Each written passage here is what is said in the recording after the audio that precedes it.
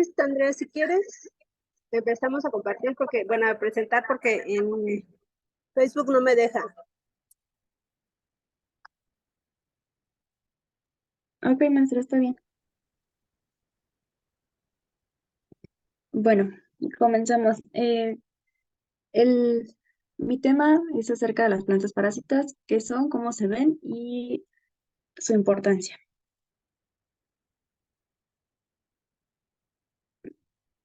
Siguiente, por favor.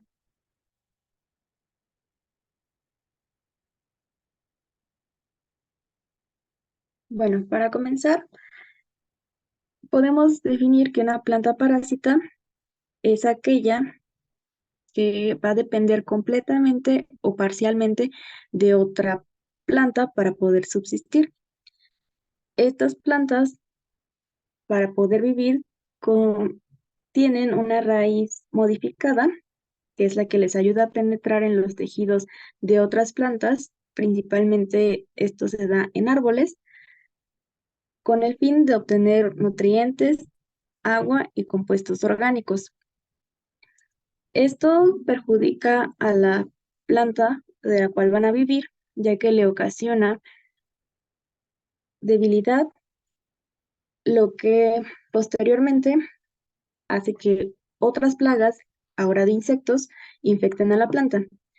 Llegando a casos extremos, le puede ocasionar también la muerte. Siguiente, por favor.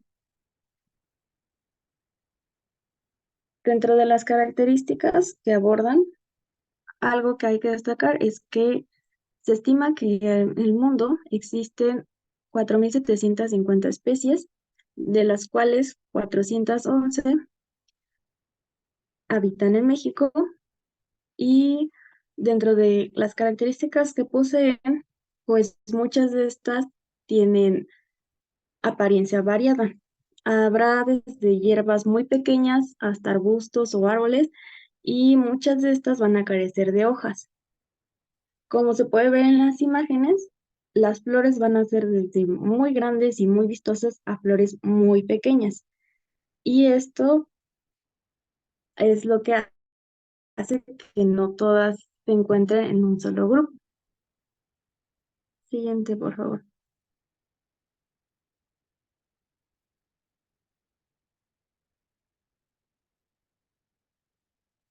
Dentro de las plantas parásitas se encuentran dos clasificaciones, que son primero, las holoparásitas. Las plantas holoparásitas son aquellas que van a depender completamente de su planta de la cual van a vivir. Estas carecen de clorofila. La clorofila es aquella que les da el color verde. Por lo tanto, las plantas holoparásitas no van a presentar esta coloración verdosa, sino otro tipo de colores, ya sea blanquecino, rojo o amarillo. Suelen vivir bajo el suelo y solo son visibles cuando éstas tienen su época de floración. Además de que se enfocan en parasitar raíces y estas no poseen hojas. En las imágenes se muestran ejemplos de algunas plantas que se encuentran en Puebla. En el caso de Conopolis alpina, esta parasita principalmente árboles de roble. Siguiente.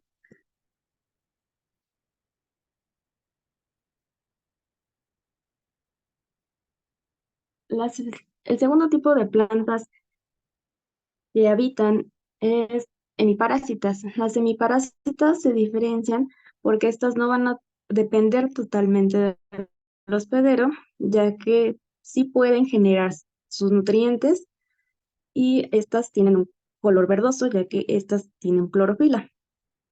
Algunas incluso pueden llegar a vivir sin el hospedero. Usualmente se van a encontrar sobre tallos y ramas, por lo que son mucho más visibles a comparación de las otras. Tienden a tener hojas, algunas veces muy pequeñas, y las flores también van a ser de varios tamaños. Aquí igualmente son dos ejemplos que se encuentran en el estado de Puebla.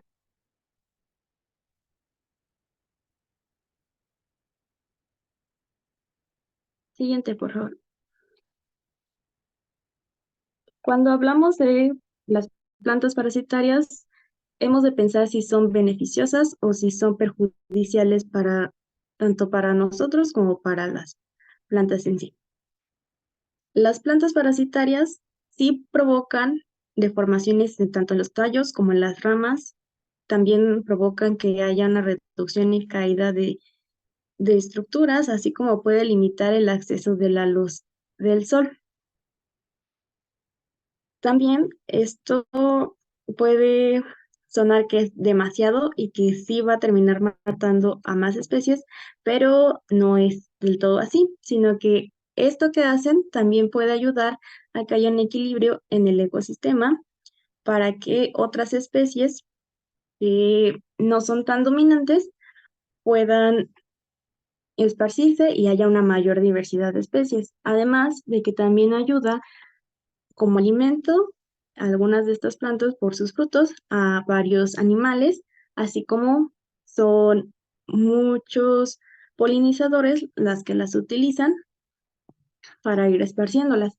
Estos son algunos de los beneficios en cuanto a un valor forestal. Siguiente.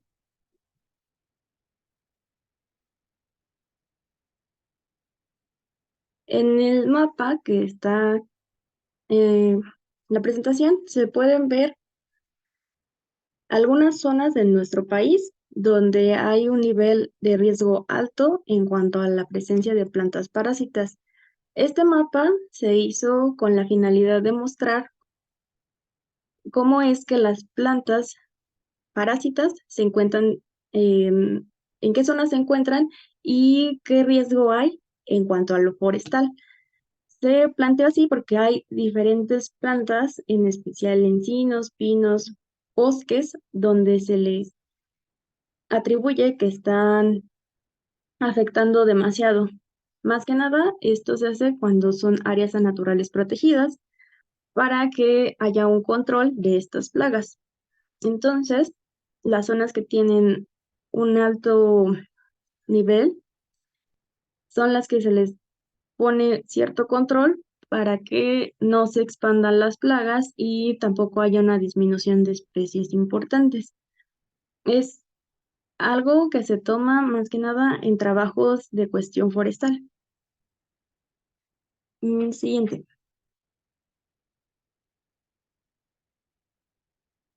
Bueno, a pesar de que haya algunas cosas beneficiosas, pues sí hay importancia económica de por medio. Y esta más que nada cae en cultivos que se dañan porque las plantas parásitas llegan a convertirse en plagas.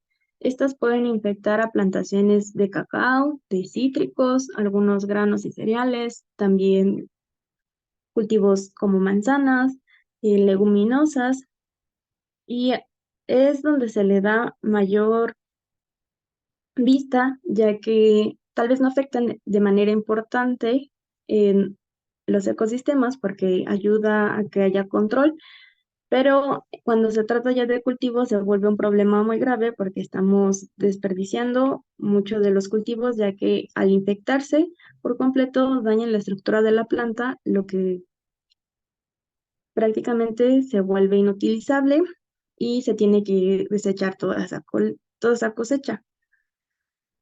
Para que esto tenga un control se utilizan diferentes métodos.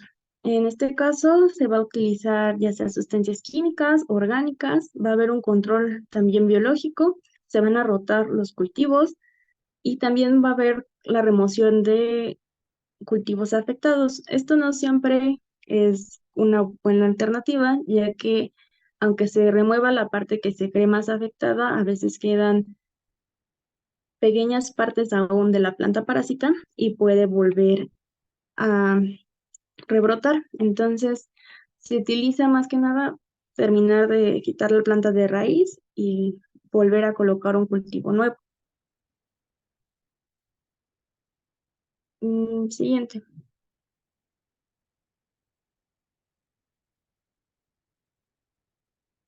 En cuanto a los usos, en México y en varios lugares, estos Estas plantas parásitas sí se utilizan tanto los frutos, ya que son comestibles, en horticultura y de otras maneras para hacer extracción de compuestos. En el ejemplo que está aquí, estamos viendo a Castilleja tuniflora, que es conocida como cola de borrego o grañosa. Este tipo de plantas se utiliza en un valor farmacológico como un sedante, citotóxico y antiinflamatorio. Muchas de estas plantas, aunque sean dañinas, sí terminan beneficiando más que nada a nosotros, ya que los usos que se les pueden dar, se utiliza como cualquier planta normal, como un té o una infusión, y esto se da a veces a las personas. En este caso, aquí ya es un valor farmacológico, ya se hicieron estudios previos y se extrae los compuestos necesarios. Pero en la siguiente imagen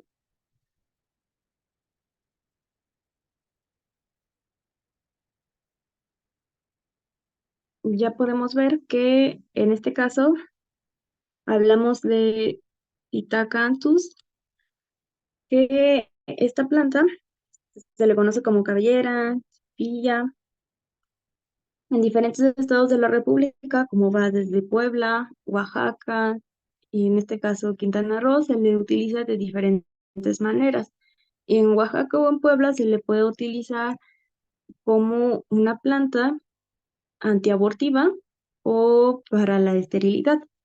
En Quintana Roo se utiliza para inflamaciones, en donde se muele la planta y se toma de manera oral en una infusión.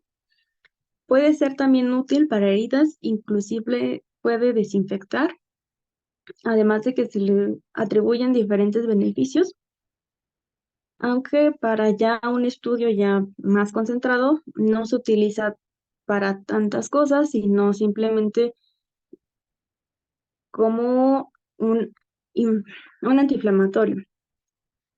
Aún así, en el país y alrededor de varios estados, las plantas parásitas no representan mucho riesgo para las personas, ya que muchas de ellas las ven como una planta ornamental o de uso común, que se utiliza más que nada en comunidades donde aún se implementa mucho la herbolaria.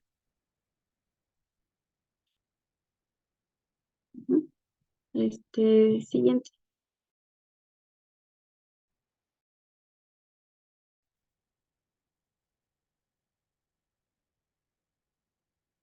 Bueno, ya concluyendo o retomando casi todo lo que acabo de plantear, pues las plantas parásitas no se les asocia más que nada a factores para la perturbación cuando se trata de trabajos forestales y se les percibe de manera negativa porque dañan a varias especies que tienen importancia.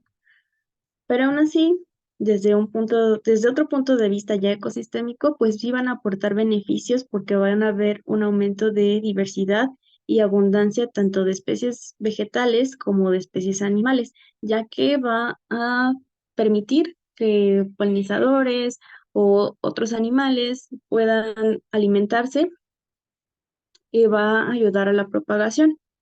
Además de que no va a permitir que haya una competencia tan fuerte entre los árboles, lo que va a permitir que haya aún más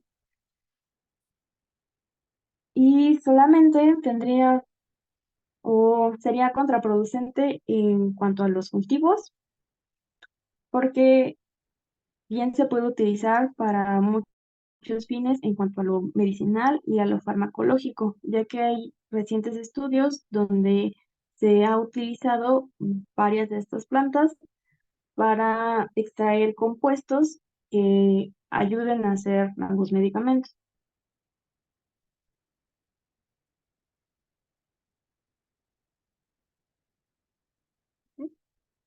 Y eso sería todo.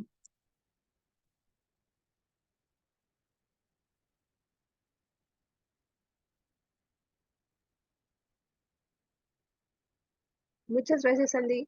Es Bueno, un tema que no habíamos tratado, que, bueno, en muchas ocasiones ni siquiera se considera que haya plantas parásitas. Casi siempre asociamos a los parásitos con incluso virus, bacterias, animales, pero en pocas ocasiones pensamos en plantas.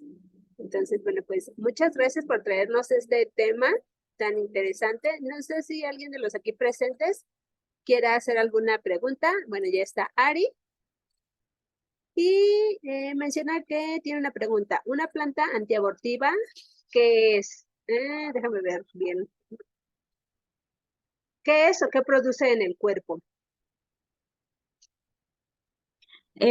Bueno, como lo manejan, es como, más prácticamente sería como una planta que se está utilizando para evitar una hemorragia. Esto lo suelen utilizar en el estado de Oaxaca y plantean que, pues, ajá, como un tratamiento para que detenga una hemorragia cuando se empieza a tener un aborto espontáneo.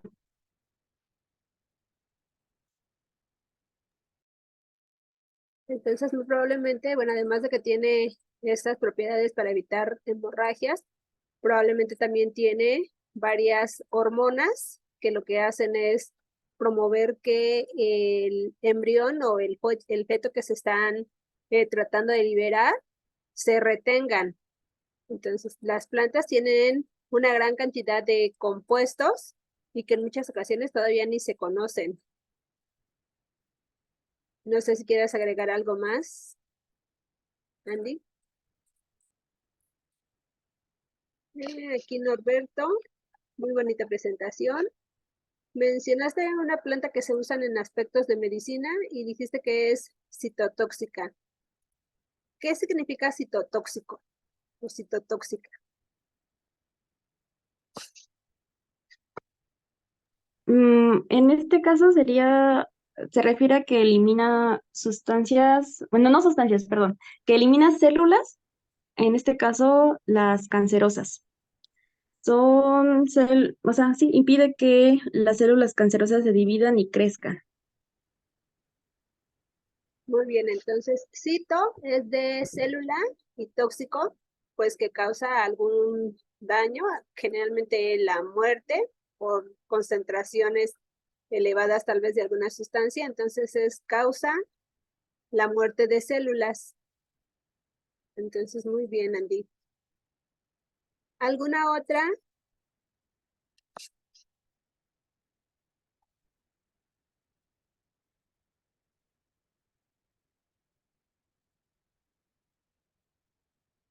¿Más dudas? ¿Comentarios?